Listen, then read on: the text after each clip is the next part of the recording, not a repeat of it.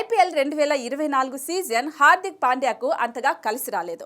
2 విజయవంతమైన సీజన్లు గుజరాత్ టైటాన్స్తో ఆడిన పాండ్యా ఆ తర్వాత ముంబై ఇండియన్స్కు కెప్టెన్గా తిరిగొచ్చాడు. ఈ ఛాన్స్ను కొత్త అధ్యాయంగా మలుచుకోవడానికి ప్రయత్నించాడు హార్దిక్ పాండ్యా. కాకపోతే ప్రస్తుతం ముంబై ఇండియన్స్ టీం చాలా దారుణంగా ఆడుతోంది.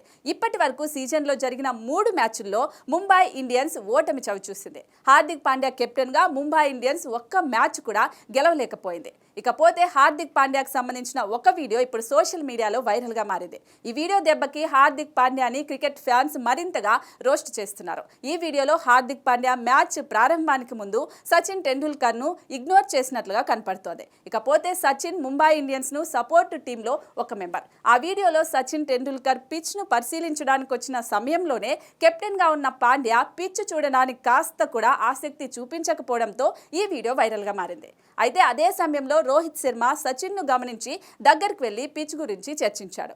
అలాగే సన్ రైజర్స్ హైదరాబాద్ మ్యాచ్లో కూడా Mumbai Indians bowling coach Lasith మలింగన్ కూడా హార్దిక్ పట్టించుకోలేదని ఆరోపణలు గట్టిగా వినిపిస్తున్నాయి. దీంతో ముంబై ఇండియన్స్ అభిమానులు టీంని గెలిపించడం చేత కాదు, కానీ ఇలా యాటిట్యూడ్ చూపించడానికి మాత్రం ముందుంటాడు అంటూ హార్దిక్ పాండ్యాపై ఘాటు విమర్శలు చేశారు.